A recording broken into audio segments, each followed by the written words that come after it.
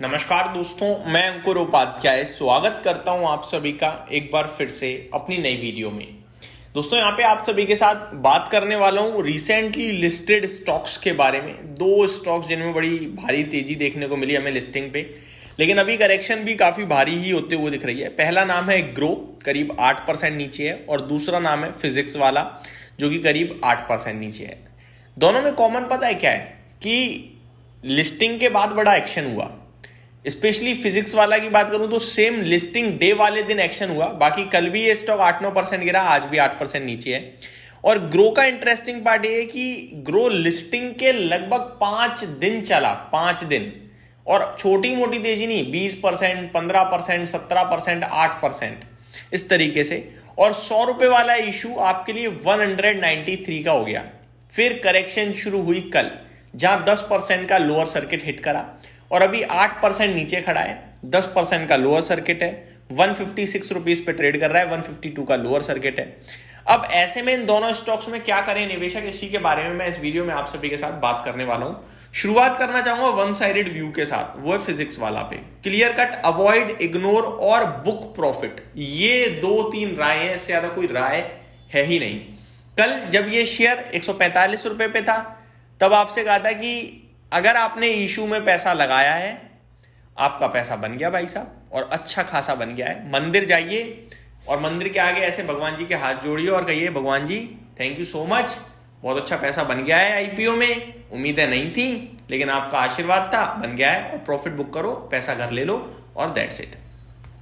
क्योंकि पहली बात तो एजुकेशन फील्ड से कंपनियां बड़ा नहीं करती हैं शेयर बाजार में, मैंने नहीं देखी। दूसरी बात, 42,000 करोड़ के मार्केट कैप पे पहुंच गई कंपनी, 1900 करोड़ का रेवेन्यू है, प्रॉफिट के नाम पे प्रॉफिट है नहीं। और कंपनी क्या करने वाली है आईपीओ के पैसे से? ऑफलाइन कोचिंग सेंटर स्टार्ट करने वाली है। ऑफलाइन कोचिंग सेंटर आप स्टार्ट कर दोगे, बच्चे आप पे ऑनलाइन तो जुड़े रहे हैं, ऑफलाइन जुड़ेंगे नहीं जुड़ेंगे, उसको प्रॉफिट में कैसे कन्वर्ट करोगे? इजी नहीं है, ये सब बहुत डिफिकल्ट है।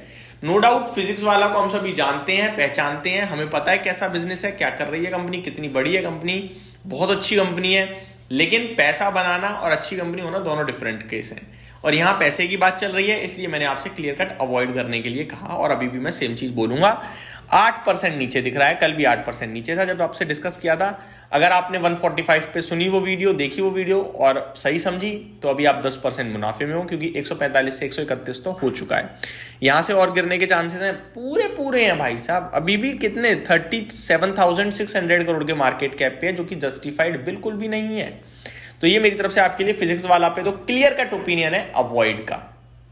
ठीक है जी, अब आते हैं ग्रो पे। देखो, ग्रो कंपनी बेहतरीन है, ये तो हम सभी को पता है। ये फास्टेस्ट ग्रोइंग कंपनी है ब्रोकिंग इंडस्ट्री में, बहुत अच्छा कर रही है। लेकिन इसके वैल्यूएशन भी अनरीजनेबल हो गए थे। 193 पे तो पता नहीं क्या ही हो गया था। पीयर्स जहां मैक्सिमम 30-32 के पीई पे है, ये चला गया 60 के पीई पे। आज की डेट में 52 के पीई पे स्टॉक ट्रेड कर रहा है, 156 पे है, अभी भी महंगा है। लेकिन इसमें इंटरेस्टिंग पार्ट ये है कि ग्रो के ना रिजल्ट आने वाले हैं आई थिंक 1-2 दिनों में। मैं एग्जैक्टली डेट आपके साथ कोशिश करता हूं, अगर मुझे मिल जाए तो। अगर इस कंपनी के नतीजे अच्छे आ गए तो फिर मेरे को लगता है कि थोड़ा सा ऐसा होगा कि हाँ यार, जस्टिफाइड हैं जो हाई वैल्यूएशन हैं। क्योंकि अगर रिजल्ट सही रहे तो बाजार ये है कि खुश हो जाएगा। ठीक है, आई थिंक 21 नवंबर यानी परसों इसके कल नतीजे हैं इसके, माफ कीजिएगा।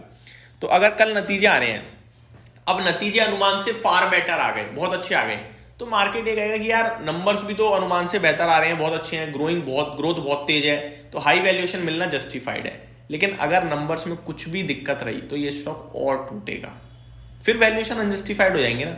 जस्टिफाई करने के लिए शेयर का प्राइस नीचे आना होगा।